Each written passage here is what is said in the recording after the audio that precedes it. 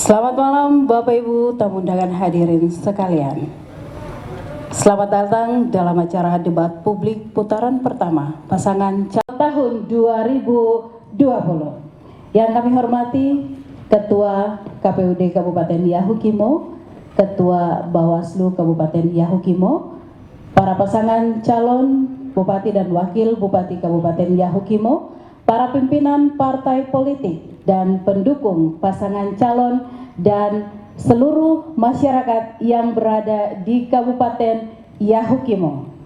Pertama-tama, selaku umat ciptaan Tuhan, patutlah kita menaikkan puji dan syukur kehadirat Tuhan yang Maha Kuasa, karena atas perlindungan perkenannya kita boleh berada dalam acara debat publik Bupati Kabupaten Yahukimo dengan tema Reformasi Birokrasi dan Pelayanan Publik menuju Masyarakat Yahukimo yang Sejahtera.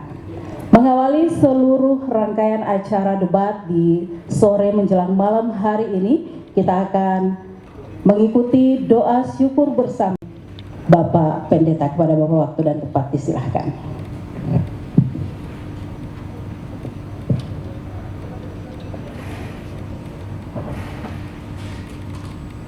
Mari kita berdoa menyerahkan seluruh kegiatan ini.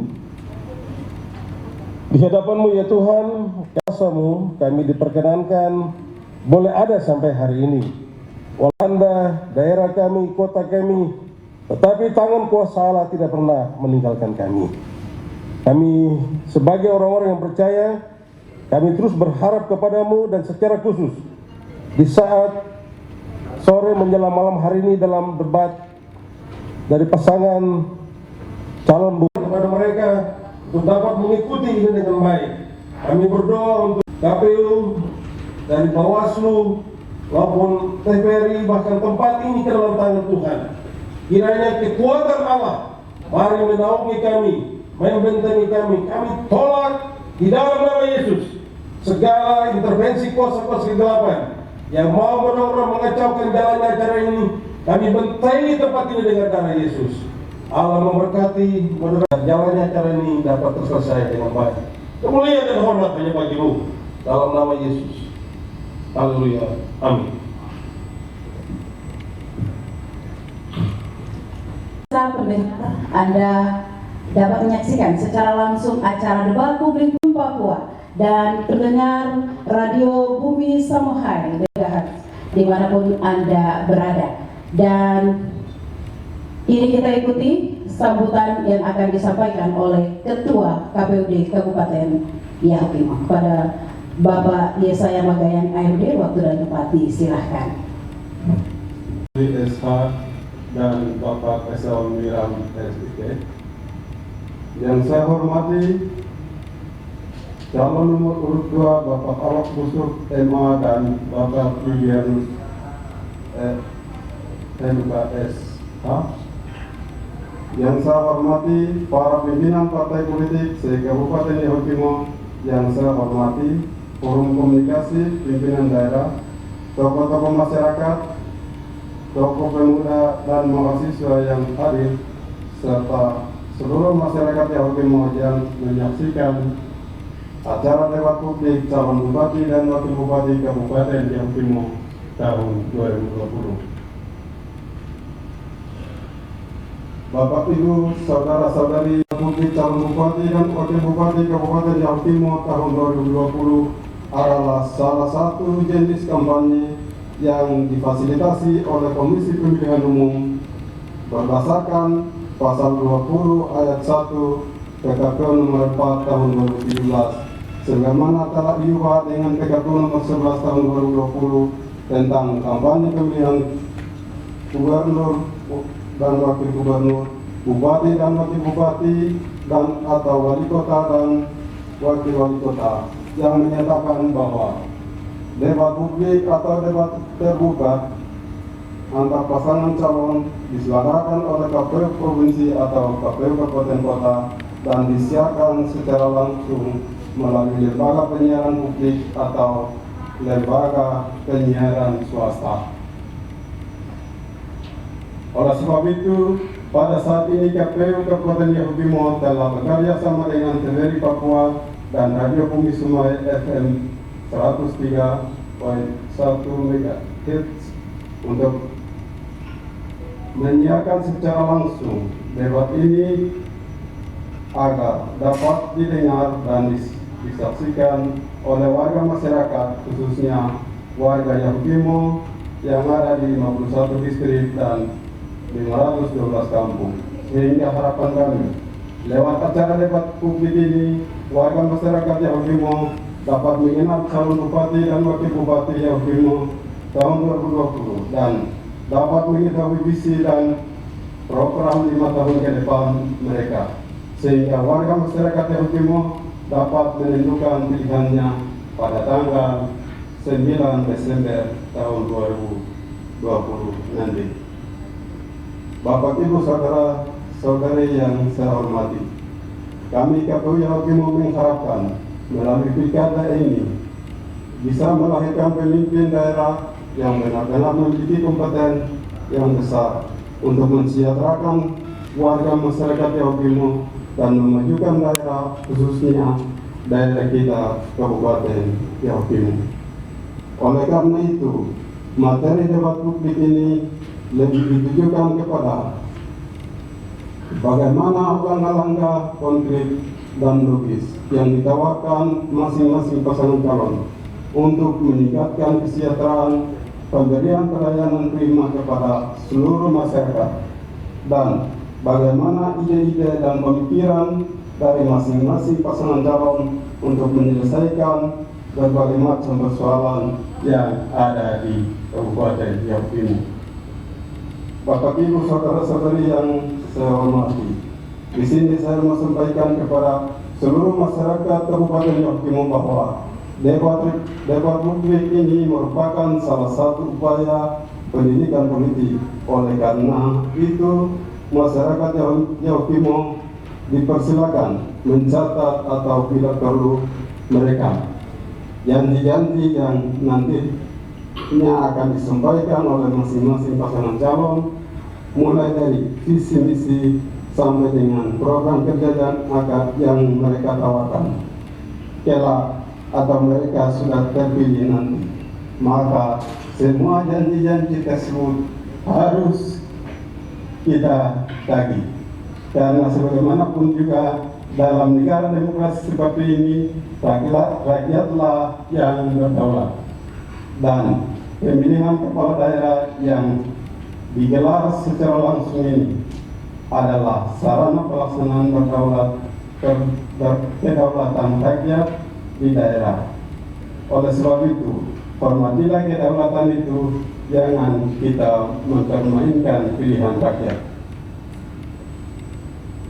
Karena siapapun calon bupati dan wakil bupati yang akan terpilihnya nanti, berarti tidak hanya menjadi bupati dan wakil bupati untuk sekelompok masyarakat atau sekelompok golongan saja, tetapi akan menjadi bupati dan wakil bupati untuk seluruh warga masyarakat Kabupaten Yahukimo dan akan mengemban tugas untuk melayani seluruh warga masyarakat Kabupaten Yahukimo. Bapak Ibu Saudara-saudari yang saya hormati, saya mengajak kita semua, khususnya warga masyarakat Yahukimo, mari kenali rekam jejak pasangan calon bupati dan wakil bupati daerah kita. Simak visi misi dan program mereka dan tentukan pilihanmu pada tanggal 9 Desember 2020 nanti. Dan yang terakhir, saya ucapkan selamat mengikuti acara debat publik calon bupati dan wakil bupati Kabupaten Yahukimo tahun 2020. Wassalamualaikum warahmatullahi wabarakatuh. Shalom, Tuhan memberkati. Sekian.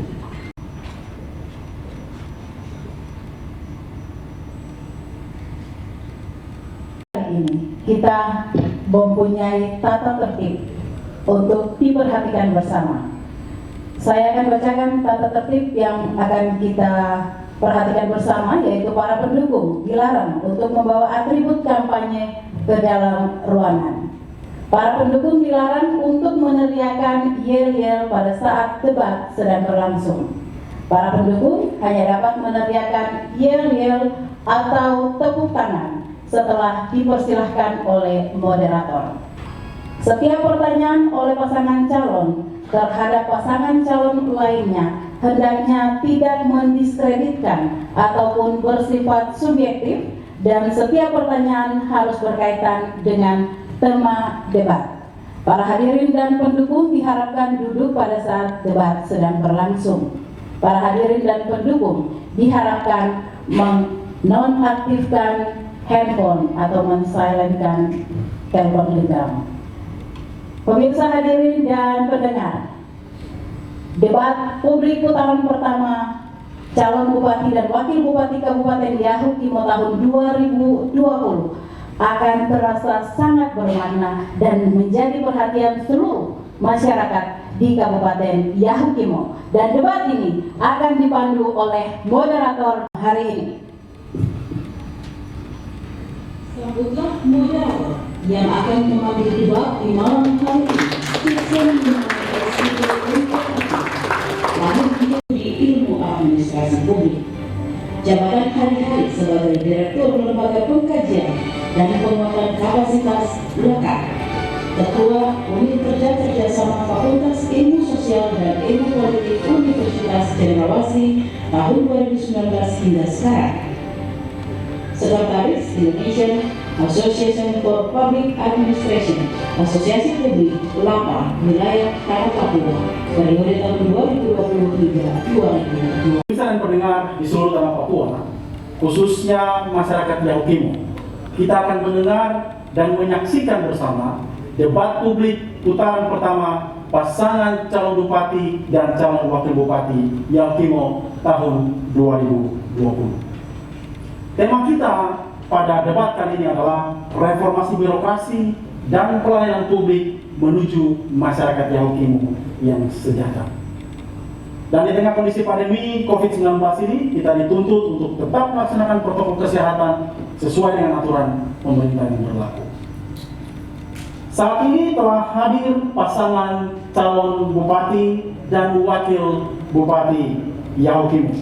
Langsung saja saya undang ke podium dengan hormat pasangan Camli SH dan Esau Wiram SIP. Kepada pasangan calon nomor 1.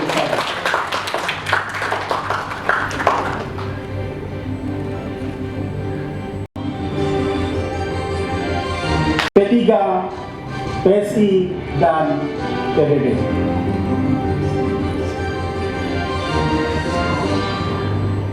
Inilah putra-putra terbaik calon bupati dan calon wakil bupati Kabupaten Yahukimo. Kita berikan aplaus kepada kedua pasangan calon kita pada malam hari ini.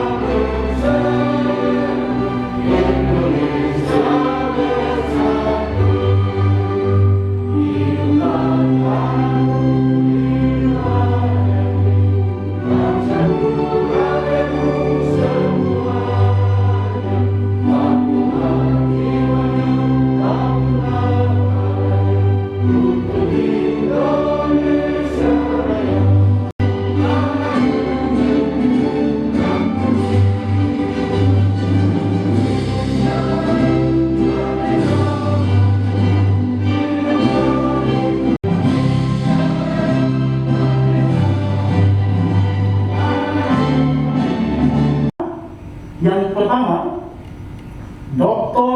Yuliance Alexandrina Budang MAP, profesi sebagai dosen di Fakultas Ilmu Sosial dan Ilmu Politik Universitas Cendrawasih, pakar dalam bidang ilmu manajemen pelayanan publik, dan menjabat sebagai Ketua Program Studi Ilmu Administrasi Perkantoran.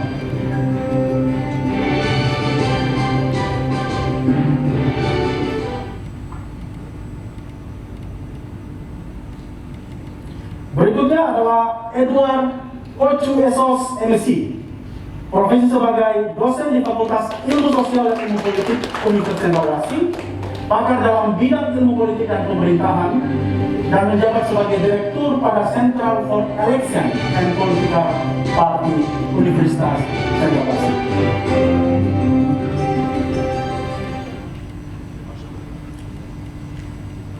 Yang berikutnya adalah Henderina Morin SE MPA, profesi sebagai dosen di Fakultas Ilmu Sosial dan Ilmu Politik Universitas Bekasi, pakar dalam bidang ilmu manajemen dan kebijakan publik. Yang berikutnya adalah Terianus Luther Safkaur Esos MPA, profesi sebagai dosen di Fakultas Ilmu Sosial dan Ilmu Politik Universitas Bekasi, pakar dalam bidang ilmu kebijakan publik dan menjabat sebagai sekretaris Laboratorium Kajian Ilmu Administrasi Fisik Ujian. Kita berikan pos kepada keempat panelis kita di malam hari ini. Saya jelaskan pada malam hari ini, ada 5 segmentasi yang akan kita lalui pada debat publik pasangan calon bupati dan calon wakil bupati Kabupaten Yatimong tahun 2020. Di segmen yang pertama, kita akan melihat bagaimana pemaparan visi dan misi. Kemudian di segmen yang kedua, kita akan melihat bagaimana penajaman visi dan misi yang akan memberikan pertanyaan oleh panelis kepada moderator yang dibacakan untuk pasangan calon. Segmen yang berikutnya, kita akan melihat debat di antara pasangan calon. Dan segmen yang kelima, kita akan bersama-sama melihat closing statement sebagai penutup dalam debat kita malam hari ini. Kita masuk pada segmen pemaparan visi dan misi di saat hari ini. Kesempatan pertama saya berikan kepada pasangan calon nomor urut 1 untuk menyampaikan visi dan misi. Waktu 3 menit dimulai ketika Anda berbicara. Baik, terima kasih kepada seluruh masyarakat Kabupaten Yatimong dan juga kepada semua hadirin sekalian. Kami akan sampaikan beberapa visi dan misi secara singkat. Visi kami adalah memulihkan Yatimong, kembalikan kepada visi awal, yaitu sebagai kabupaten yang berdasarkan damai dan sejahtera. Misi kami adalah membawa Kabupaten Yatimong, rakyat Yatimong menjadi maju, mandiri, sejahtera, berkarakter dan berintegritas. Dengan program kerja yang kami rumuskan di sini secara singkat adalah program kerja 100 hari kerja, kemudian program pencanangan pembangunan jangka pendek, jangka menengah dan jangka panjang, tapi juga ada program kearifan lokal atau kearifan lokal. Kemudian kami mulai dari yang pertama adalah pada 2021 ketika kami terpilih, kami akan menjadikan tahun 2021 sebagai tahun perencanaan segala aspek pembangunan, baik perencanaan pembangunan infrastruktur maupun pembangunan perencanaan semua sektor, sehingga tahun itu menjadi tahun perencanaan, sehingga tahun-tahun berikutnya bisa menjadi tahun pembangunan. Yang kami akan lakukan sebagai reformasi dari bidang birokrasi adalah yang pertama, pembuatan peraturan daerah tentang pembentukan kelurahan di ibu kota Kabupaten Yatimong, karena selama ini ibu kota Kabupaten Yatimong menjadi sembraut karena tidak ada RT, RW, lurah, kelurahan sampai dengan kecamatan, sehingga kecamatan DKI yang sekarang ini akan diberikan kepada masyarakat Mamuna asli. Kemudian kami akan membuat peraturan daerah baru tentang kelembagaan untuk kecamatan baru dengan nama Samahai, supaya kami sinkronkan dengan nama yang ada dalam undang-undang sebagai ibu kota Kabupaten Yatimong. Itu yang akan kami lakukan. Kemudian bersama dengan itu juga akan membentuk RT dan RW sehingga kami tertibkan ibu kota Kabupaten Yatimong. Bapak Ibu sekalian, kami juga akan membangun relasi yang baik dengan DPRD, sehingga semua pengawasan pembangunan dan semua aspek yang lain bisa berjalan dengan baik. Kemudian hal yang lain yang menjadi prioritas dalam pembangunan ke depan adalah memastikan bahwa pendidikan sedang jalan dengan lancar, guru ada di tempat, dapur ada di tempat, papan tulis baik, anak-anak belajar di bangku yang baik, ada meja yang memadai, sehingga kita menciptakan sumber daya manusia di pendidikan dasar sampai dengan pendidikan menengah. Kami juga akan memastikan bahwa semua puskesmas dalam daerah. Terima kasih, waktu Anda telah selesai. Kita berkata Saya Abu Kusuk bersama dengan Yulia Duseloka. Terima kasih atas kepercayaan untuk 5 tahun yang kami pimpin, dan kami yakin dan percaya bahwa kami tetap mengusung dengan tema yang ada, Yaokimu Bangkit, Mandiri dan Sejahtera. Karena itu saat ini kami sedang fokus pada 5 bidang, yaitu pendidikan menjadi utama. Karena itu dari pendidikan PAUD, TK, SMP sampai dengan perguruan tinggi. Ini menjadi program prioritas bagaimana anak-anak Yaokimu bisa cerdas dan bisa belajar dan bisa membangun kembali di 517 kampung, 51 distrik dengan luas wilayah 17.152 km persegi dan 131 lapangan terbang perintis. Ini memang berat, tetapi kita akan kerja sama-sama bagaimana kita bisa membangun pendidikan di Yaokimu. Kedua, kita juga fokus ke kesehatan. Karena itu apa yang kami sudah kerja, 16 puskesmas yang terbaik ini akan diisi oleh anak-anak Yaokimu. Karena itu kami fokus pada kedokteran, kemudian kesehatan dalam hal ini di bidan. Kemudian kami fokus juga ke apoteker, karena memang selama ini 33 puskesmas sudah ada, tapi tindakannya belum begitu maksimal. Karena itu fokus kami adalah bagaimana kami bisa membiayai anak-anak Yaokimu bisa belajar sendiri di tingkat pendidikan, terutama di kesehatan. Karena itu kami juga sudah mencoba untuk membiayai 11 anak-anak Yaokimu di Uncen kerjasama, biaya full. Biayanya perbedaannya adalah bagaimana anak-anaknya, orang tuanya tidak mampu, kami kasih biaya lebih tinggi, dan orang tuanya yang mampu atau kepala dinasnya kami biayanya kasih kurang, supaya ini menjadi perhatian untuk bisa membangun kembali. Lalu untuk bidang ekonomi, memang di Yaokimu ini sangat luas, dari utara, selatan, barat. Karena itu kita fokusnya ke perkembangan ekonomi kerakyatan lokal, terutama di kopi kita harus kembangkan lagi, kemudian di buah merah ini yang bisa cocok dan bisa menanam. Tetapi segi dari sawah memang kami tidak bisa difokus, karena memang orang kita sampai sekarang itu belum ahli dan dalam penanaman sawah. Tapi kami akan fokus pada ekonomi tradisional agar pesawat yang menggunakan subsidi ini bisa dimanfaatkan oleh masyarakat, baik yang di kampung bisa mengirim mereka punya tradisional yang itu ubi, keladi, buah merah bisa kirim ke kota. Kemudian dari kota bisa kirim ke 9 bahan pokok, sehingga ini bisa harga yang tadinya dari beras 1 kilo 60.000 ini. Terima kasih, waktu telah selesai. Kita akan masuk pada segmen penajaman visi serta pendalaman materi, namun kita akan jelas setelah perbuatan berikut ini. Dan calon wakil bupati Kabupaten Yaokimu dengan tema reformasi birokrasi dan pelayanan publik menuju masyarakat Yaokimu yang sejahtera. Dalam segmen ini adalah segmen penajaman visi dan misi serta pendalaman materi untuk dibacakan dan ditanyakan kepada masing-masing pasangan calon. Kesempatan yang pertama saya berikan kepada pasangan calon nomor urut 2, dan berikut adalah pertanyaannya.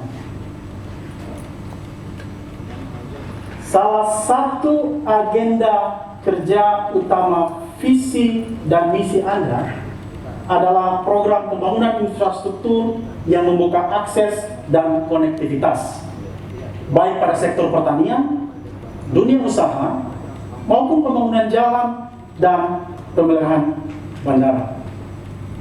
Pertanyaan kepada calon bupati, bila terpilih sebagai bupati dan wakil bupati, bagaimana strategi untuk mewujudkan hal tersebut? Waktu 3 menit dimulai ketika Kabupaten Yaokimu ini daerah yang sangat sulit, karena APBD kita sekarang itu 1,6 triliun. Tetapi yang kami bisa menggunakan itu adalah 750 miliar. Itu adalah DAU. Tetapi DAP, DBH, Otsus kami tidak bisa menghitung.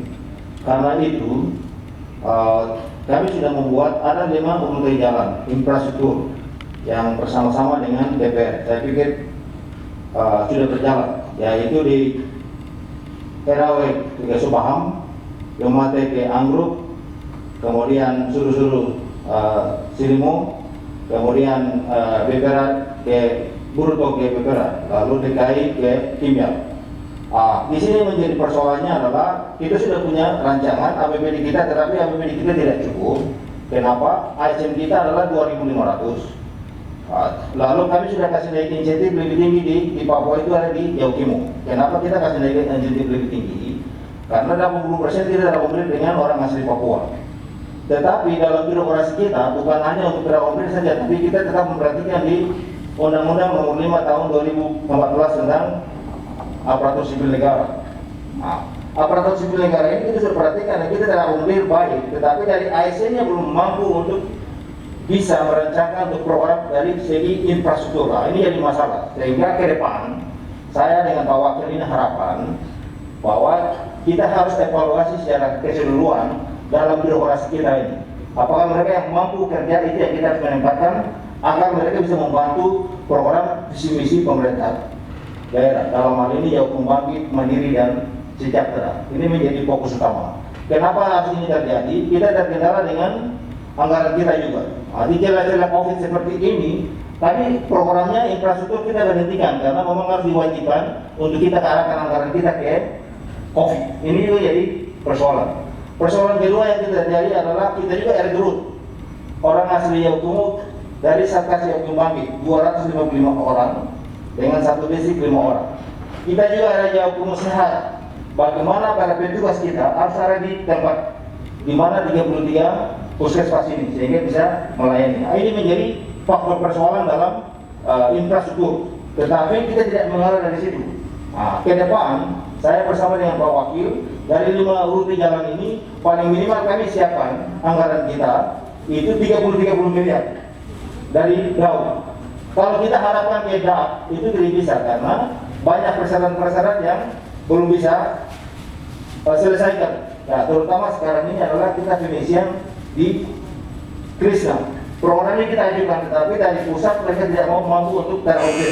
Terima kasih. Waktu persilakan kepada pasangan calon nomor 1 kepada calon bupati. Dalam visi dan misi Anda berkaitan dengan program kebijakan khusus pembangunan Kabupaten Yaukimo, yaitu bebas biaya pendidikan bagi siswa asli Papua dari SD sampai SMA, serta menerima dan mengirim membiayai anak asli Yaukimo ke sekolah penerbangan dan kedokteran. Bila Bapak terpilih sebagai bupati dan wakil bupati, bagaimana cara konkret untuk mewujudkan misi tersebut? Waktu 3 menit dimulai ketika Anda berbicara. Terima kasih. Untuk pendidikan Kabupaten Yaukimo, kami pastikan bahwa anak-anak sedang sekolah dalam keadaan yang baik. Kemudian ketika kami terpilih 2021, kami juga akan memastikan bahwa mahasiswa dalam keadaan aman dan standar kehidupan kelayakan hidup mereka akan diperhatikan, baik itu asrama sampai dengan kebutuhan seperti air, listrik dan sebagainya, sehingga student today menjadi leader tomorrow. Artinya mahasiswa hari ini menjadi pemimpin hari esok. Kemudian kami juga akan buka sekolah unggulan di 10 titik dengan mendatangkan guru kontrak dari luar, sehingga kurikulum pendidikan dasar di Kabupaten Yaukimo itu bisa berjalan dengan baik, sehingga 50-60 tahun ke depan ada 1.000-2.000 orang cerdas dari Kabupaten Yaukimo yang menopang pembangunan Yaukimo maupun pembangunan tanah Papua ini, sehingga mereka suatu ketika menjadi orang-orang yang mengelola hasil kekayaan alam yang Tuhan kasih yang tersembunyi di bawah tanah, yang sekarang kita kelola ini yang masih ada di atas tanah dan negeri ini. Oleh karena itu, kami pastikan bahwa kami akan mendapatkan sekolah-sekolah swasta dan pastikan guru ada 6 di setiap sekolah, dapur dalam keadaan lengkap, kurikulum sedang jalan dengan baik, dan gurunya yang sudah tidak produktif kami ganti dengan guru kontrak yang kami datangkan dari dalam dan luar negeri, sehingga anak-anak yang Hokimo ke depan menjadi cerdas, bersaing, punya daya saing, sehingga 150 tahun, 60 tahun ke depan indeks prestasi manusia itu sama dengan orang DKI Jakarta. Itu yang akan kami kerjakan. Jadi kita akan perhatikan dari pendidikan usia dini, pendidikan dasar sampai dengan SMP, SMA, semuanya pola asrama. Jadi di 10 titik itu kami akan bangun sekolah pola asrama. Kemudian juga di daerah nomaden seperti DKI, semua suku-suku itu punya pendidikan pola asrama sendiri, sehingga anak-anak yang daerah itu berkembang bersaing dengan anak-anak di daerah lain. Dengan demikian, indeks prestasi manusia Kabupaten Yahukimo akan meningkat dan orang Yahukimo akan punya daya saing, berkarakter dan cerdas seperti visi dan misi kami yang kami sampaikan tadi di awal. Dan kami juga akan memperhatikan sekolah-sekolah yang langka seperti pertambangan, perminyakan, sekolah pilot, sekolah kedokteran, semua itu kami akan perhatikan. Dan itu sudah kami buktikan bahwa kami masih ketua dewan, beberapa anak sudah jadi pilot, dan sebagian besar sekolah dengan baik dan hari ini ada mengabdi di Kabupaten Yahukimo. Cukup?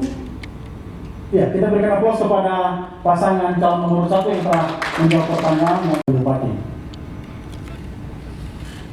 Dalam visi dan misi Anda berdua, yaitu mewujudkan Yahukimo lebih sehat dengan membangun fasilitas kesehatan, memperluas akses kesehatan bagi masyarakat, serta memperkuat sistem kesehatan bagi masyarakat. Bila terpilih sebagai Bupati dan Wakil Bupati, contoh nyata apa yang akan Anda lakukan untuk memperluas akses kesehatan dan sistem kesehatan yang dimaksudkan? Waktu 3 menit dimulai ketika Anda berbicara. Shalom, salam sejahtera buat kita semua. Terima kasih banyak. Saya menyampaikan secara khusus kepada masyarakat Kabupaten Yahukimo yang sedang nonton dari rumah bahwa hari ini kami secara resmi menyampaikan visi misi kami. Nah, oleh sebab itu, periode pertama masyarakat Yahukimo kerjaan kami memimpin. Jadi Bapak Bupati dengan saya sebagai Wakil Bupati. Dan kami waktu itu sorotan di bawah moto adalah Yahukimo bangkit, mandiri dan sejahtera. Kenapa kami angkat 3 fase, yaitu adalah pertama bangkit. Bangkit bukan dari kuburan, bukan dari tempat hidup, tetapi bagaimana orang Yahukimo itu bangkit buat sesuatu untuk memajukan daerah kami. Terus yang kedua, mandiri. Mandiri itu tidak memaksakan oleh siapapun. Kami mandiri dan sesudah itu terakhir sejahtera untuk mensejahterakan rakyat kami.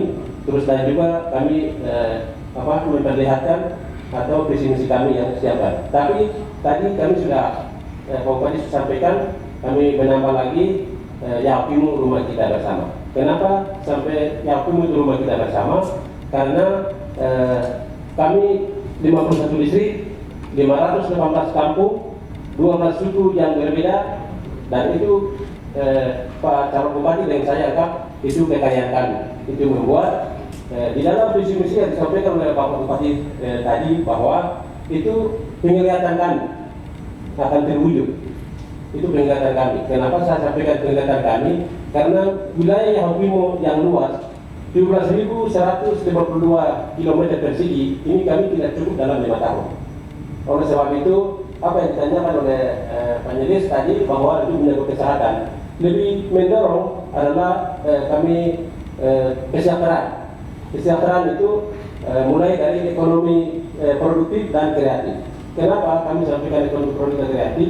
Karena masyarakat kami kehidupannya dari pedesaan menuju ke kota secara sosiologis mengalir, tidak punya keterampilan, tidak punya pendidikan, tetapi mereka mau ingin kehidupan ke kota untuk gabung dengan orang pelaku ekonomi, sehingga mereka mengalir ke kota. Sehingga kami kenapa angkat ekonomi kreatif dan ekonomi produktif. Kalau ekonomi kreatif dan ekonomi produktif kami pikir supaya masyarakat kami tadinya kehidupan sederhana menjadi kompleks di dalam itu, karena kehidupan masyarakat kami selama ini adalah acu dan tak acu, artinya kaku, sehingga kenapa sampai kami angkat ekonomi kreatif dan produktif ini supaya masyarakat kehidupan. Terima kasih waktu Anda telah. Berikutnya kepada kondisi Yaukimo saat ini, strategi Anda untuk meningkatkan jumlah tenaga dokter dan perawat serta fasilitas kesehatan yang merata di seluruh kampung yang ada di Yaukimo. Waktu 3 menit dimulai ketika Anda berbicara. Baik, shalom para pemirsa di rumah dan para hadirin dan juga masyarakat yang nonton hari ini. Terutama program prioritas kami, salah satunya adalah program kesehatan. Dan memang hari ini di Kabupaten Yaukimo menjadi persoalan utama adalah kesehatan dan pendidikan. Tetapi untuk kesehatan, hari ini karena di 51 distrik, 63 pustu dan 33 puskesmas dan 1 rumah sakit, memang fasilitasnya sangat minim. Karena itu ketika saya dan calon bupati terpilih, maka pertama yang kami lakukan adalah membenahi fasilitas pendukung. Yang kedua adalah kami akan supaya kesehatan Yaukimo 5 tahun ke depan akan menjadi lebih baik. Lalu kami juga akan kerjasama dengan Universitas Cendrawasih supaya ada kelas khusus untuk menghadirkan tenaga medis di Kabupaten Yaukimo. Karena hari ini kami keterbatasan sumber daya manusia, khususnya tenaga medis, sehingga banyak puskesmas pustu yang telah dibangun tidak berjalan, yang ada juga belum maksimal. Karena itu ketika kalau masyarakat yang itu mempercayakan kami 5 tahun ke depan, prioritaskan sumber daya manusia supaya dengan sumber daya manusia yang handal, pasti pelayanan kesehatan akan lebih baik. Adalah khusus untuk rumah sakit DKI. Ke depan kami akan merubah yang hari ini tipe B, kami akan membangun menjadi rumah sakit bertaraf internasional supaya itu menjadi tolak ukur untuk di ibu kota DKI Yaukimo, karena Yaukimo hari ini daerah yang panas dan orang-orangnya dari gunung ke lembah itu, dan daerah itu adalah rawan malaria. Karena itu kami benahi pertama pembangunan rumah sakitnya, kemudian datangkan dokter-dokter spesialis dengan pembiayaan, karena kami pikir uang 1,6 triliun itu cukup. Ketika kita kalau mau fokus dan kami membangun dengan hati, pasti akan terlayani dengan baik untuk masyarakat Yaukimo ke depan. Lalu yang berikut, kami juga akan prioritaskan anak-anak asli Yaukimo akan sekolahkan keluar, terutama untuk dokter, dan jika mereka akan kembali, kami akan tempatkan di puskesmas yang Kaitan dengan visi dan misi Anda, khususnya tentang program Yaukimo Cerdas, data BPS Papua menunjukkan bahwa partisipasi kasar sebesar 20,85% dan angka partisipasi masyarakat sebesar 12,33% dalam bidang pendidikan dasar sampai menengah. Hal ini menunjukkan bahwa masih ada anak-anak Yaukimo yang putus sekolah. Bila terpilih sebagai bupati dan wakil bupati, bagaimana strategi Anda agar tidak ada anak Yaukimo yang putus sekolah? Waktu 3 menit dimulai ketika Anda berbicara. Baik, terima kasih. Khusus untuk pendidikan di Kabupaten Yaukimo, mulai dari 2018-19 itu sudah evaluasi sekolah secara keseluruhan, dan kami sudah membuat 20 sekolah itu penghapusan dan penggabungan. Kenapa hal ini terjadi? Di dinas pendidikan itu hanya pendidikan untuk dana bos saja, tidak ada dana guru, tapi mereka membuka sekolah itu untuk TK. Guru yang diberikan kepala sekolah itu adalah tamatan daripada SMP atau SMA, atau guru yang golongannya itu 2C. Tetapi anggarannya tetap berjalan. Ini menjadi persoalan, sehingga saya sudah minta kepada dinas pendidikan untuk paling minimal kita harus penghapusan dan penggabungan. Di Yaukimo sendiri sekarang SD kita adalah 170, baru kita sudah ada penggabungan dan penghapusan sekarang 150 SD. Masih kurangin lagi. Kenapa? Ini prestasi untuk anak-anak yang lulus pada setiap tahun kami jadi bisa menguji. Karena kenapa jadi bisa menguji? Guru-guru kita ada di kota dan satu tiang saja mereka pergi di sekolah. Sehingga kami pemerintah tidak bisa menguji lagi untuk tahun berjalan berapa banyak orang yang selesai di SD, anak-anaknya SD, terus masuk ke SMP berapa, dari SMP ke SMA berapa, dari SMA ke perguruan tinggi berapa, lalu dari perguruan tinggi yang selesai ini, itu berapa banyak orangnya kami belum bisa pastikan. Kenapa? Tim kami sudah survei secara seluruh Indonesia bahwa mahasiswa hukum itu ada 5.000 orang, tapi ternyata bukan 5.000, 2.500 saja. Di Jakarta ada yang sekolah di Serung, di atasnya ada kampus begitu. Di Sumatera ada bilang bahwa namanya ada di Papua, tapi ada di sana untuk kepentingan bantuan SPAG. Ini menjadi persoalan. Sehingga ke depan saya bersama dengan Pak Wakil, kami benahi dalam infrastruktur di SM kita, terutama di guru-guru. Ini harus benahi betul-betul. Kemudian di sekolah. Nah, sekolah ini kita sudah bangun, tapi tidak ada guru-guru ada di sini. Kita juga mau ajak kepada adik-adik yang sudah selesai dari sarjana ini. Itu tidak boleh berdiri di media sosial, tapi turun sama-sama dan kita pastikan bahwa orang Papua atau Jawa Hukum yang belajarnya yang ini yang usia lanjut, yang ini yang karir itu kami memastikan. Untuk memastikan ini memang waktunya panjang dan membutuhkan biaya yang besar. Karena itu saya dengan Pak Wakil harapan APBD 2021 ini kita bisa siapkan APBD untuk ajak kepada adik-adik mahasiswa yang sudah selesai menjadi relawan untuk turun di sekolah-sekolah dan dipastikan betul bahwa berapa banyak guru ada di situ. Kemudian dari SD kelas 1 sampai dengan 4 itu sudah baca atau tidak. Nah, ini menjadi penting sehingga kami juga akan memastikan di tahun 2021 ini apabila saya bersama dengan Pak Wakil ini pilih untuk lanjutkan di Ridwan, kami pastikan tugas sejauh itu sehingga ini prestasi setiap tahun itu kami bisa pastikan secara sungguh-sungguh. Terima kasih. Visi dan misi program Anda di dalam kebijakan umum pembangunan Kabupaten Yaukimo, Anda akan membangun 1.000 rumah bagi warga Yaukimo yang benar-benar tidak mampu. Bagaimana cara Anda mewujudkan program membangun 1.000 rumah bagi masyarakat Yaukimo? Waktu 3 menit dimulai ketika Anda berbicara. Baik, terima kasih.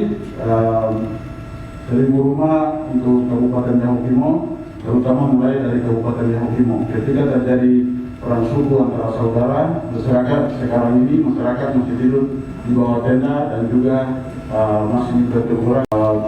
Rumah 1.000 rumah yang kami canangkan itu untuk jangka pendek, jangka menengah dan jangka panjang.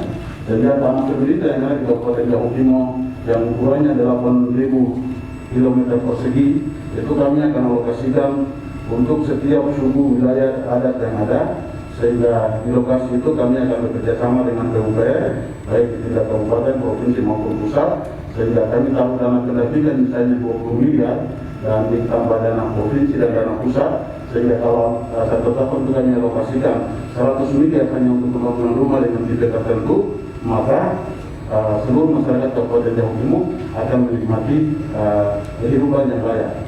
Rumah ini bukan dengan air bersih yang baik, kemudian juga listrik, sehingga dalam suatu dengan Telkomsel sarana ini semua, sehingga dalam suatu waktu kita bisa lihat outputnya dari semua proses itu.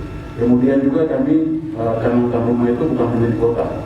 Dalam tahun karena kepemimpinan itu selama 5 tahun, sehingga pada tahun ketiga dan keempat kami bisa keluar membangun di kecamatan dan desa sesuai dengan kebutuhan. Karena wilayah dengan luas wilayah yang sangat besar, sehingga memang urus Yaukimo ini sama dengan urus Jaya pada periode-periode yang kita sudah lewati.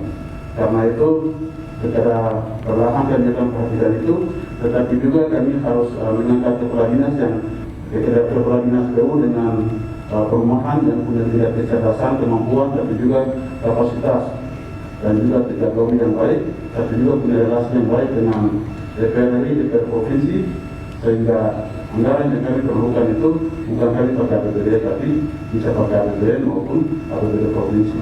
Dengan demikian program ini bisa kami laksanakan di 51 distrik dan 517 desa dan kelurahan. Itu yang akan kami masukkan dalam visi misi kami ke depan, dan kami percaya bahwa ketika kita mulai satu hal yang kecil, pasti Tuhan akan menolong. ketika hati kami bersih untuk menolong, menggembalakan dan mengatur rakyat kita dengan tulus, tidak ada yang mustahil, pasti akan mencapai pada poin yang kami cita-citakan. Sehingga rakyat Yahukimo bisa sejahtera, ini prestasi manusia secara alami. Terima kasih, waktu Anda telah selesai, kita selesaikan. Lalu ada beberapa pertanyaan juga dalam materi kita, di mana akan ada beberapa pertanyaan yang sama yang akan saya berikan kepada pasangan 1 dan pasangan nomor 2. Silakan bisa menjawab calon bupati dan calon wakil bupati, dan berikut adalah pertanyaannya. Saya mulai dari pasangan calon nomor 2. Pertanyaan yang saya bacakan.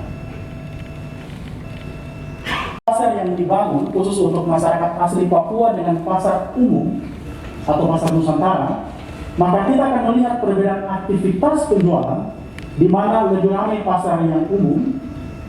Hal ini menunjukkan bahwa ada masalah dengan cara pandang pemerintah dalam membuat kebijakan yang tidak tepat sasaran atau sesuai kebutuhan utama masyarakat asli Yahukimo.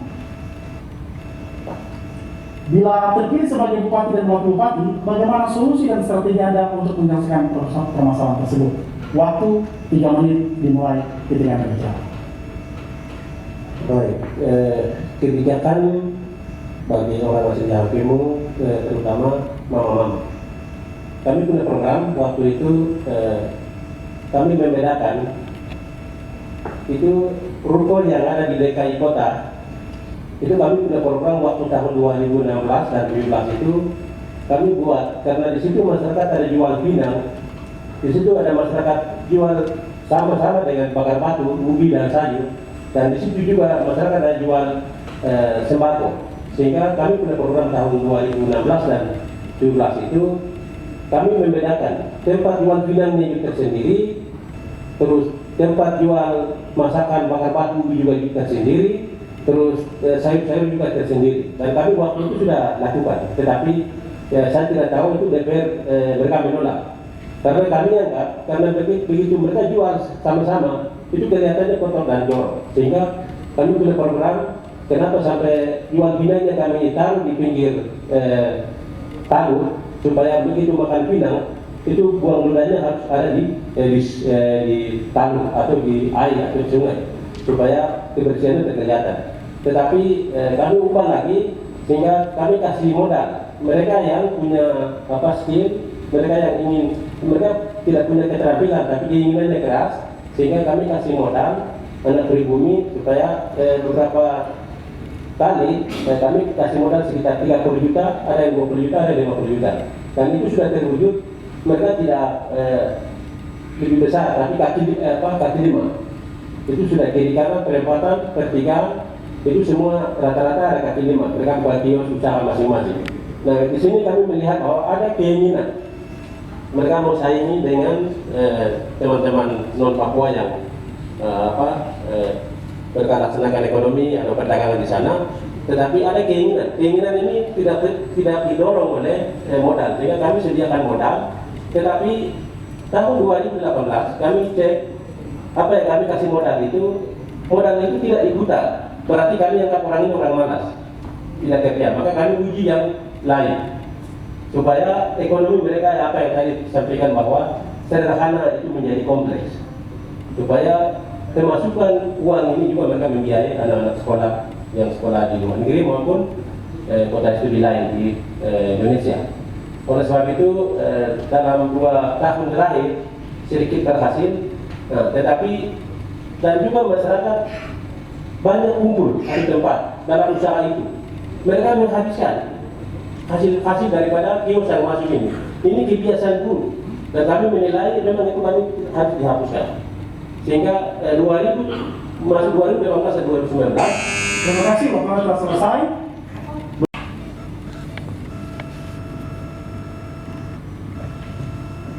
Baik, untuk perekonomian rakyat di Kabupaten Yahukimo, kami pertama ketika rakyat memilih kami dan mempercayakan kami akan membangun pasar di ibu kota Kabupaten Yahukimo, karena hari ini pasar yang saat ini dan telah bangun bukan di terdahulu Pak Ondes yang memang belum terpenuhi sesuai kebutuhan hari ini. Karena itu kami akan bangun pasar yang bisa melihat wajah kota di Kabupaten Johor Bahru itu. Nah, ketika kami membangun fasilitas, maka kami juga akan pilah. Kita akan pilah dengan pedagang Nusantara, tetapi juga pedagang asli Mama Papua yang hari ini mereka jual di pinggir-pinggir jalan, yang hari ini mereka jual kena hujan, kena panas itu kami akan usahakan mereka punya tempatnya nyaman. Nah, sehingga bahan lokal yang hari ini mereka punya ubi-ubian, sayur yang jual di jalan-jalan ini kami akan tempatkan tempat yang layak, dan kami juga akan buat produk hukum yang baik supaya bahan lokal yang bisa didatangkan oleh Mama asli Papua tidak boleh lagi didatangkan oleh saudara-saudara kita yang Nusantara, tetapi mereka hanya bisa menjual bahan-bahan yang tidak terjangkau oleh Mama Papua. Artinya 9 bahan pokok lainnya boleh saudara-saudara kita non Papua boleh didagangkan. Dan tetapi juga kami juga akan membangun terminal umum, karena ke depan kami punya visi misi akan ada angkutan umum, karena hari ini masyarakat juga sangat resah karena hanya bisa pakai ojek. Nah, sehingga kami ketika terpilih, kami setelah bangun terminal, bangun pasar yang baik, dan kami juga akan fasilitasi kendaraan umum khususnya di kota Kabupaten Johor Bahru. Nah, sehingga terpenuhi kebutuhan masyarakat. Jadi ketika mereka ke kebun, mereka bisa datang dengan mudah, mereka bawa hasil bumi mereka dan bisa jual di pasar yang pemerintah sediakan. Saya pikir itu yang kami lakukan khusus untuk di Kabupaten Johor Bahru, tetapi juga di distrik-distrik hari ini mereka punya potensi. Misalnya masyarakat di distrik-distrik mereka punya kopi, mereka punya buah merah, tetapi hari ini tidak terjangkau. Kami akan usahakan bangun BUMD di Kabupaten Johor Bahru, dan melalui BUMD itu akan distribusi barang yang dari kampung akan datangkan di Kabupaten Johor Bahru, sayur-sayur yang misalnya dari Wamena ke Akumu, sehingga orang belanja di BUMD yang pemerintah sediakan, dan mereka kita bisa distribusikan ke pengusaha-pengusaha lokal terutama. Nah, sehingga mereka juga bersaing di dalam hal perekonomian itu sendiri, sehingga terbangunlah kesejahteraan sosial dan bersaing dengan governance. Faktanya, infrastruktur teknologi informasi dan jaringan internet yang sangat terbatas masih menjadi kendala dalam melaksanakan hal tersebut di Johor Bahru. Bila terpilih sebagai bupati dan wakil bupati, bagaimana strategi Anda untuk menjawab permasalahan tersebut? 3 menit saya berikan ketika Anda mulai berbicara. Baik, terima kasih. Pelayanan komunikasi, terutama internet, ini menjadi data Kabupaten Johor Bahru masih menggunakan 2G atau 3G. Jadi pada waktu kami terpilih, saya dengan Pak Sauni sudah punya visi misi dalam 100 hari itu, 100 hari kerja akan meningkatkan fasilitas internet, terutama Telkomsel, sehingga pelayanan dasar kebutuhan masyarakat di sektor komunikasi dan informasi ini bisa terpenuhi. Dan ketika kita meningkatkan fasilitas internet itu lebih baik, itu pelayanan publiknya akan lebih baik, bukan hanya untuk mereformasi birokrasi atau sesuai dengan ketentuan yang berjalan secara nasional, tetapi secara umum kami akan memberikan pelayanan dasar kepada masyarakat dari sektor komunikasi dan informasi. Kemudian juga dengan situasi yang ada di pemerintahan, ketika hal itu terjadi, maka itu seperti kita tarik satu benang merah. Ketika sarana fasilitas Telkomsel atau internet itu kami benahi, entah dalam bentuk tower atau dalam bentuk parabola, tetapi kami punya tujuan akan menghadap menteri, karena kebetulan menteri orang Nasdem, Pak Joni Plate. Jadi kami sudah punya komitmen untuk pasang parabola. Ketika kami bikin RT dan RW sebagaimana dari awal saya sampaikan, maka setiap RT dan RW itu tahu parabola, sehingga setiap pelayanan dapat diakses dengan baik. Pemerintah juga punya akses itu, sehingga setiap laporan budgeting dan good government atau setiap monitoring yang dilakukan sebagaimana yang ditanyakan akan terlaksana secara natural ketika sistemnya dibenahi. Jadi semuanya ada pada sistem. Sedangkan sumber daya manusia kami akan benahi sehingga orang yang tepat ada di tempat yang tepat. artinya the right man in the right place. Artinya bahwa orang yang tepat untuk mengelola sumber daya itu akan membuat pelayanan akan jadi maksimal. Sehingga secara vertikal pelayanan akan lebih baik, tapi juga secara horizontal kepada masyarakat akan lebih baik. Sehingga pelayanan pemerintah akan baik dan kita punya daya saing dengan kabupaten yang lain, pelaporan lebih cepat, evaluasi lebih cepat, dan juga kita bisa jemput bola dengan cepat untuk perkembangan APBD, sehingga Jawa Timur tidak ketinggalan tetapi akan maju bersaing. Sehingga untuk meningkatkan sarana telekomunikasi ini menjadi prioritas dan itu akan menjadi 100 hari kerja, dan kami akan buktikan itu setelah 100 hari kerja terpilih. Demikian. Nomor 1, berikutnya masih pertanyaan yang sama, saya mempersilakan kepada pasangan nomor 2. Reformasi birokrasi ini secara sesungguhnya Kabupaten Jawa Timur itu kami sudah menggunakan dengan seluruh pejabat eselon 2, itu juga sudah menggunakan dengan sistem planning dan budgeting yang dipusatkan di Bapeda. Kenapa kita pusatkan di Bapeda? Memang program sekarang itu tidak boleh seperti manual. Semua program paspornya di Bapeda, baik program yang akan mendatang baik di infrastruktur, pendidikan, kesehatan. Karena itu selama hari ini itu memang betul-betul kami pusatkan di Badan Perencanaan Daerah. Setelah kita pengisian, lalu kita juga di musrembang, terutama itu musrembang kampung, distrik, kabupaten, provinsi, Pegunungan Tengah, lalu musrembang nasional, sehingga sumber anggaran kita itu tidak bisa sembarang. Karena itu kita tidak bisa menggunakan secara sembarang lagi. Nah, karena itu di sini kami membutuhkan orang-orang yang IT. Nah, orang-orang yang IT juga, tapi kami perlu orang-orang IT jangan sampai dia pencuri uangnya. Semakin ada semakin pintar, semakin ada dia pencuri karena APBD kita sedikit. Karena itu orang-orang yang perlu ada kesadaran, kemudian mampu membangun daerah, kerjasama koordinasi dengan pimpinannya, sehingga pelayanan publik ini bisa berjalan secara baik dan teratur.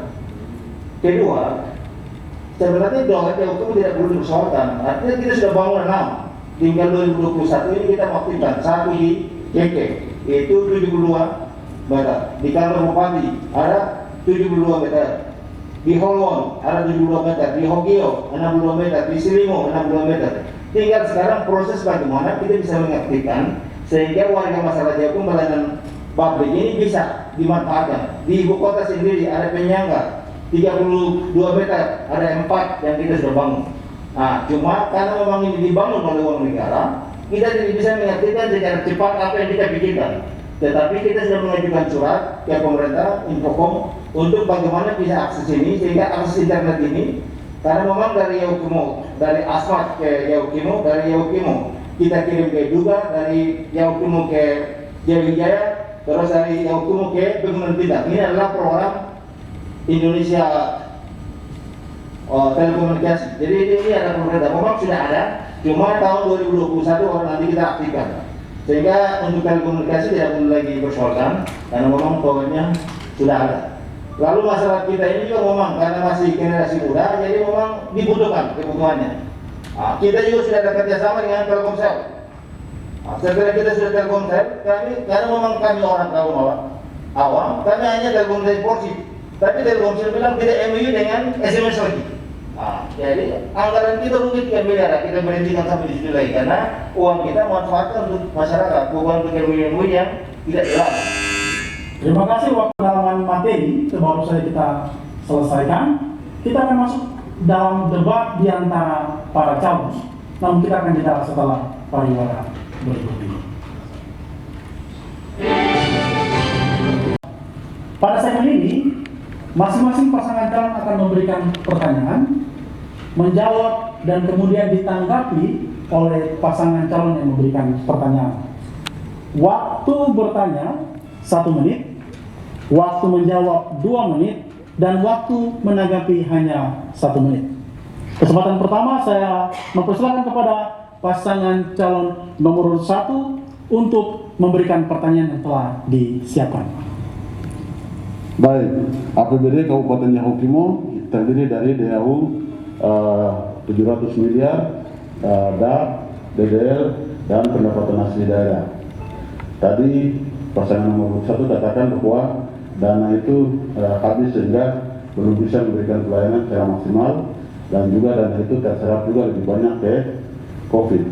Sebahaya apa COVID di Kabupaten Yahukimo sehingga saudara berdua sebagai income dan bisa mengeluarkan dana yang cukup besar, sementara grafik yang kita ikuti di Papua ini untuk Kabupaten Yahukimo itu masih hijau, atau artinya tingkat angka kematiannya tidak ada dan juga tidak ada peningkatan, sehingga apa yang menjadi dasar pemikiran dan bisa menyerap dana lebih besar di sektor itu sehingga pelayanan sektor lain jadi korban. Terima kasih. Kami pasangan calon nomor 2, waktu hanya 2 menit. Baik, terima kasih.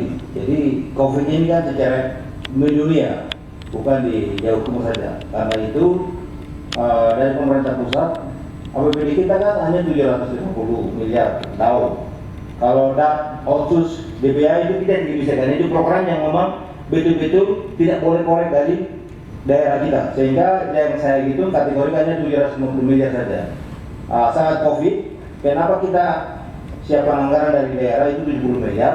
Kami sudah publikasikan di media, sehingga masyarakat Yahukimo bisa baca dengan kategori kesehatan sekian, kemudian bantuan sosial ke mahasiswa sekian, ke tunai ke masyarakat sekian, sehingga seluruh masyarakat di Papua ini baca dan lihat. Lalu kenapa kami harus anggaran COVID ini? COVID ini bukan kita sembarang, karena ada terbitkan dengan peraturan bupati yang menunjuk kepada pihak-pihak ketiga yang bisa datangkan 9 bahan pokok, kemudian alat-alat alkes, kemudian kita kasih honor kepada petugas COVID di kabupaten. Kalau kita tidak kasih honor, orang tidak bisa kerja, ini jadi masalah. Sehingga anggarannya kita sudah peruntukkan secara transparan, terbuka, dan kita sudah sampaikan ke media sosial, sehingga masyarakatnya Yahukimo bisa mengikuti secara seksama. Dalam APBD kita itu tidak ada namanya COVID, jadi kita tidak siapkan uang, tetapi semua pos perjalanan baik di DPR, bupati, seluruhnya kami pangkas secara keseluruhan.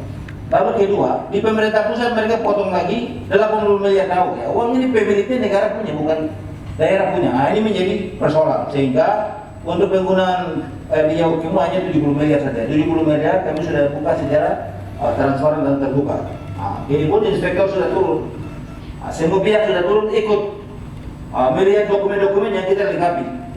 Ada kebanyakan mahasiswa mereka bilang harus periksa bupati juga, tapi ini kan uang negara. Yang memeriksa itu mereka yang punya undang-undang, yang atur, yang punya komponen secara. Terima kasih, waktu telah selesai. Terlalu tinggi ketika kita tidak ada orang yang sakit COVID itu sendiri. Kemudian juga dari kebijakan itu mempengaruhi ada orang yang menjadi korban, di mana pegawai punya hak dipotong, DPR punya hak dipotong, sehingga hal-hal seperti itu saya pikir tidak menolong rakyat kita sendiri. Kemudian yang kedua adalah anggarannya jadi tumpang tindih, karena jauh dan dana seluruhnya dari proyek semua dipangkas di pusat habis, sehingga mungkin kebijakan seperti ini agak jadi pertimbangan. Karena itu kesannya jadi tumpang tindih, di mana ada APBD juga, APBD provinsi juga, kemudian ada kabupaten, sementara daerah kami aman-aman saja. Kemudian saya harap untuk seperti pembangunan infrastruktur dan lain-lain itu bisa jadi perhatian baik legislatif maupun eksekutif, sehingga bisa jadi hal yang dilakukan. Berikutnya saya persilakan kepada pasangan calon nomor 2 untuk memberikan pertanyaan yang telah disiapkan. Waktu 1 menit. Baik, terima kasih. Artinya di APBD kita di Yahukimo itu memang 1,6 triliun, tapi setelah kita hitung dari sumber-sumber anggaran yang kita bisa program antara DPR dengan pemerintah hanya di 750 miliar tahun. Selebihnya kita tidak bisa. Setelah saya dengan Pak Wakil ini kami janjikan untuk jilid 1 bahwa kami akan kasih naik insentif untuk para pegawai negeri sipil Yahukimo dengan 2.500 pegawai. Dan insentif itu kami sudah wujudkan, dan di Papua ini insentif nomor 1 di Yahukimo. Tetapi jadi persoalannya adalah bagaimana nantinya Pak Bupati Haji Limus jadi bupati, bagaimana orang-orang yang SDM kita ini uangnya sudah bagus jalan baik, gaji menerima, dan kita arahkan ke non tunai. Di hari ini semua kita sudah bayar, tapi orang-orang ini itu pemalas manusia. Terima kasih, waktu. pertanyaannya adalah bagaimana orang-orang yang malas ini supaya kantor itu bisa aktif dan budgeting itu bisa berjalan, pembayaran di rekening itu bisa jalan. Kalau kami dua ini terpilih dari Bupati, sebenarnya kami akan merangkul seluruh pegawai itu memberikan motivasi, karena manusia di Yaukimo hari ini membutuhkan perhatian, membutuhkan motivasi, membutuhkan pendampingan. Kemudian juga harus mengangkat kepala dinas yang cerdas, yang punya kemampuan akademiknya terukur, kemampuan organisatorisnya terukur, kemudian kerohaniannya baik, sehingga kepala-kepala dinas ini bisa memberikan pelayanan yang maksimal kepada masyarakat, sehingga kantor itu tidak akan kosong. Dan kami juga akan memberikan uang makan minum mereka. Selama ini uang makan minumnya sudah hilang, sehingga uang lauk pauk itu kami akan kembalikan, sehingga kantor itu aktif dan mereka punya identitas dan harga diri sebagai ASN yang terhormat. Sehingga kami akan memperhatikan mereka, menempatkan orang tepat di tempat yang tepat, dan seleksi orang dengan tepat berdasarkan pangkat dan golongan, tidak melihat suku, ras, golongan, latar belakang, saudara, keluarga, om, tete, nenek, segala macam, tetapi kita melihat orang yang tepat pada tempat yang tepat. Itu yang akan kami lakukan, sehingga pelayanan birokrasi itu akan maksimal, ASN bekerja sesuai dengan standar, kemudian evaluasi anggaran dengan waktu yang tepat, deteksi yang tepat, mekanisme siklus anggaran jalan dengan baik, dan pasti ASN-nya akan punya semangat kerja, karena hari ini mereka butuh motivasi pemimpinnya. Demikian. Ya. Jadi sebenarnya bagaimana dalam pimpinan kami itu kita rekrut ya, ASN itu 80% orang asli, kemudian 20% itu adalah profesional. Sehingga mereka ini mampu bisa melayani masyarakat kita secara baik, bisa masuk kantor, kemudian dia bisa aktif karena memang memegang jabatan dari 3 bulan sebelum 2 ini, itu secara keseluruhannya kita harapkan 23 jabatan kan orang asli. Hanya menjadi masalahnya adalah ASN ini dia tidak percaya diri bahwa saya ASN mengabdi untuk daerah ini, untuk melayani masyarakat secara baik, tidak ada. Ini yang jadi persoalan, sehingga ke depan mungkin menjadi tantangan untuk berbagi, sehingga mereka ini bisa masuk kantor, pulang ke istirahat begitu, sehingga pelayanannya bisa dimaksimalkan secara baik. Saya pikir untuk lauk pauk kami sudah terombir secara baik. Jadi satu kepala satu hari makan 35.000, sehingga untuk insentif untuk lauk pauk selama ini sudah berjalan baik. Itu pun kita harus dari lauk kita itu 250 miliar habis untuk kita biayai. Terima kasih. Baik, kami tetap tema hari ini tentang pelayanan publik, maka Bapak kedua adalah sebagai incumbent yang pernah menjabat sebagai bupati dan wakil bupati terkait dengan 5 program prioritas Bapak, salah satunya adalah kesehatan. Nah, maka Rumah Sakit Efata Anggrek adalah rumah sakit milik Yayasan DKI, yang kedua adalah rumah sakit rujukan di wilayah Pasifik maupun juga di Indonesia. Nah, ketika Bapak waktu itu menjanjikan Bapak akan membangun rumah sakit IPB, nah progresnya sejauh mana di periode kedua ini untuk melanjutkan rumah sakit itu, karena sampai hari ini masih statusnya dari rumah sakit menjadi puskesmas. Terima kasih. Ya, terima kasih. Silakan waktu untuk menjawab. Baik, terima kasih. Sebenarnya di rumah sakit itu manfaat itu milik gereja. Jadi 2017 itu kita sudah bangun rumah sakit, lalu kita minta izin ke gereja DKI untuk berikan rekomendasi kepada kami. Tapi karena memang gereja belum berikan rekomendasi kepada kami, sehingga pemerintah tidak bisa mengambil alih untuk statusnya. Ya, status dari rumah sakit Efata ke pemerintah tidak bisa, karena itu gereja milik. Jadi kita menunggu gereja sampai sekarang belum serahkan ke kami. Kedua, untuk menghadirkan salah satu rumah sakit itu kita sudah datangkan dengan namanya Ibu Dr. Eni Kenggalan. Beliau ini adalah orang Anggrek. Kita fasilitasi untuk penyakit-penyakit apa yang ada di Anggrek itu, sehingga kita bangun rumah sakit ini. Tapi sayang sekali beliau tidak pergi. Ya. Nah, jadi masalah. Jadi antara orang asli dengan orang ini non Papua bagus, jadi non Papua bisa masuk. Pendatangnya orang aslinya kita sudah biayai, tapi tidak stabil di tempat, sehingga kita tidak menemukan salah satu penyakit yang menurun di Ambruk. Sehingga rumah sakit ini kita sudah usulkan, tetapi mereka lihat dengan ada persyaratan-persyaratan yang membangun rumah sakit secara baik.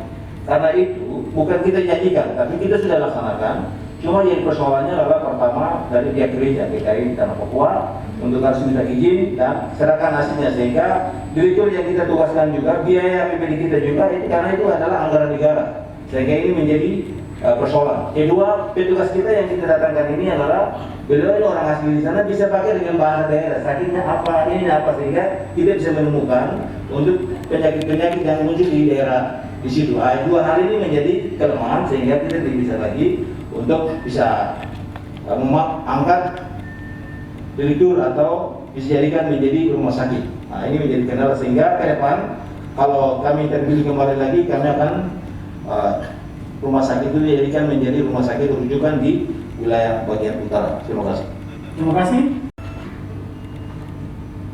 Baik, memang ketika kami lihat dari segi fasilitas, ada beberapa yang sudah terbangun, tetapi sampai hari ini rumah sakit tersebut tenaga baik itu kepala puskesmasnya sampai dengan stafnya belum ada, sehingga ini menjadi perhatian kita ke depan supaya tenaga medisnya kemudian kepala puskesmasnya harus di tempat, karena dari 16 distrik yang ada di wilayah situ sebenarnya tempat itu menjadi pusat untuk mereka bisa dapat melayani terutama di bidang kesehatan, karena ketika mereka dari sana ke ibu kota DKI itu jauh sekali dan dengan kesulitan penerbangan karena di sana hanya menggunakan pesawat.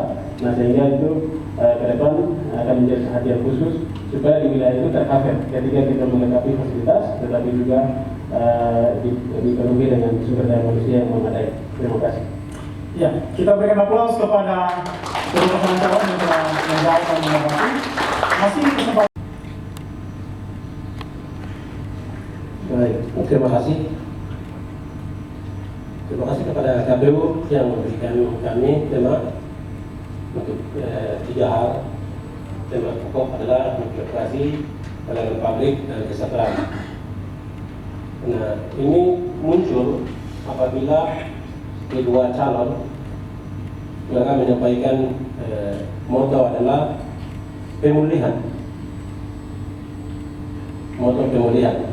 Kalau menurut saya, pemulihan ini kata-kata hamba-hamba Tuhan, penginjil, evangelis. Nah, sedang kami melaksanakan pemerintahan, Pak Bupati dengan saya. Nah, kenapa? Penilaian seperti apa? Kekurangan seperti apa? Lalu Bapak-Bapak angkat moto pemulihan. Pemerintahan sedang berjalan. Usia hampir 17 tahun. Terima kasih. Silakan. Untuk sebuah tema adalah hak, siapapun bisa pakai tema apa saja, tapi bukan asal memilih tema, tapi sesuai dengan kondisi yang ada. Kami kenapa kasih tema pemulihan Yahukimo? Yang pertama, damai sejahtera yang sesungguhnya terhilang dengan keterangan, dengan pembunuhan yang terjadi. Jadi bukan berdaya pelaksanaan pemerintahan yang berjalan. Pemerintahan itu akan ada selama pemerintahan Republik Indonesia ini masih ada. Pemerintahan tidak akan berhenti. Tapi bagaimana kita memberikan jaminan keamanan kepada orang? Bagaimana kita memberikan perlindungan hak asasi manusia? Bagaimana orang dan Nusantara kita lindungi? Bagaimana hukum dan keadilan kita tegakkan? Ini yang kita. Dan ini harus dikembalikan. Hubungan dengan gereja sebagai mitra yang terdekat ini pun menjadi terhambat. Sehingga kami memberikan tema pemulihan itu supaya betul-betul kembali dengan visi misi memberikan dalam daerah Kabupaten Yahukimo itu adalah damai dan sejahtera. Damai di dalam rumah, baru sejahteranya akan ditambahkan. Dari hasil kerja, ketenangan, ketenteraman, kedamaian, kesejukan itu akan diberikan. Itu yang jadi kerinduan rakyat Yahukimo hari ini. Dan jangan ada pertumpahan darah. Itu yang kami akan memberikan perlindungan kepada masyarakat Nusantara yang ada di Kabupaten Yahukimo, kerjasama dengan TNI dan Polri, memberikan keamanan, membawa orang ke pengadilan supaya dia tidak ada orang satupun di dunia ini yang bisa menghabiskan nyawa manusia kecuali Tuhan. Sehingga tema pemulihan yang kita pilih itu bukan asal-asalan, tapi kondisi real hari ini seperti itu. Sehingga gereja harus berbicara tentang suara kenabian. Kenapa umat masih seperti ini? Pemerintah harus memberikan perlindungan. LSM harus bicara. Sehingga kita akan memberikan dampak. Terima kasih, waktu 1 menit. 12 suku, 518 kampung, bahasa daerah yang berbeda-beda. Kami angkat birokrasi kemarin, keterwakilan kesukuan ada semua. Tadi calon bupati menyampaikan 80%. Kenapa cengeng? Kenapa marah-marah? Tidak mau masuk kantor? Insentifnya tinggi. Diangkat juga anak pribumi semua. Masing-masing keterwakilan suku. Tapi sampai hari ini malas masuk kantor. Di dunia ini Tuhan dan hamba. Bapak Bupati sebagai Tuan, Kepala Dinas, Kepala Badan, Kepala Kantor sebagai hamba. Terima kasih waktu Anda yang telah memberikan pertanyaan, kemudian menjawab dan menanggapi. Segmen yang berikutnya yaitu closing statement, namun kita akan jeda setelah pariwara berikut. Akan melihat pernyataan penutup dari kedua pasangan calon. Waktu yang diberikan hanya 2 menit. Kesempatan pertama saya berikan kepada pasangan calon nomor 2, Abok Busuk MA dan Julianus Heluka SH.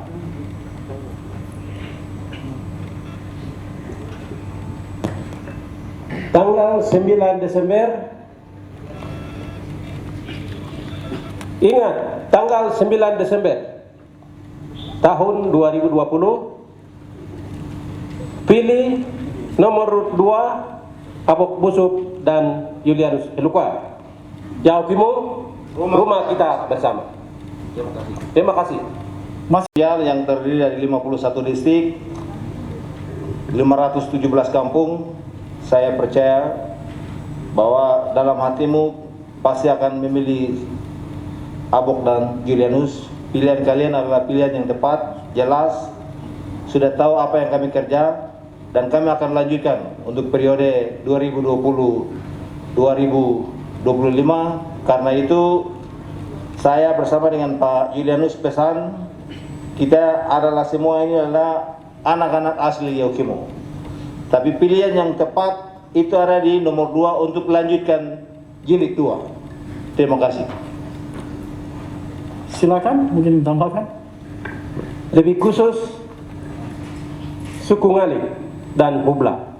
Terima kasih banyak Bapak-bapak, Ibu percayakan kami periode pertama. Dan hari ini kami maju kembali karena kami melihat tidak cukup 5 tahun yang kami lalui. Sehingga tanggal 9 Desember persatuan, kekompakan, harga diri menjadi pemenangan utama bagi Abok dan Julianus. Terima kasih. Nakorwa. Kita berikan aplaus kepada pasangan calon nomor urut Miram SIP. Waktu 2 menit ketika Anda mulai berbicara. Saya Didimus Syahuli dan Esau Miram mengucapkan terima kasih dan rasa syukur kepada Tuhan sebab kasih setianya, berkat pertolongannya, sehingga dalam perjalanan panjang Tuhan telah kawal kami. Sehingga hari ini kami ada di mimbar yang terhormat ini, memberikan siapa kami dalam perjuangan ini. Yang baik telah kami sampaikan. Kamu ambil, masyarakat ambil yang baik, tapi yang kami sampaikan adalah ketulusan dari hati kami. Itu yang kami sampaikan, dan tanggal 9 jangan lupa coblos nomor urut 1. Kita juga ada tanggal 10, tanggal yang istimewa. Selamat Hari Pahlawan Nasional untuk negara Republik Indonesia. Dan juga tanggal 10 adalah Hari Dies Natalis Universitas Cendrawasih, alma materku yang ke-58. Selamat Hari Dies Natalis Universitas Cendrawasih. Dan juga besok kami akan merayakan hari ulang tahun Partai Nasdem. Tanpa Nasdem, kami dua tidak berdiri di sini. Tanpa Hanura, kami dua tidak berdiri di sini. Tanpa Perindo, kami dua tidak berdiri di sini. Tanpa Golkar, kami dua tidak berdiri di sini. Terima kasih untuk partai pendukung dan selamat ulang tahun untuk besok. Partai Nasdem yang ke-9. Maju terus dan Tuhan memberkati kita. Sekian dan terima kasih. Kita berikan aplaus kepada pasangan nomor urut 1.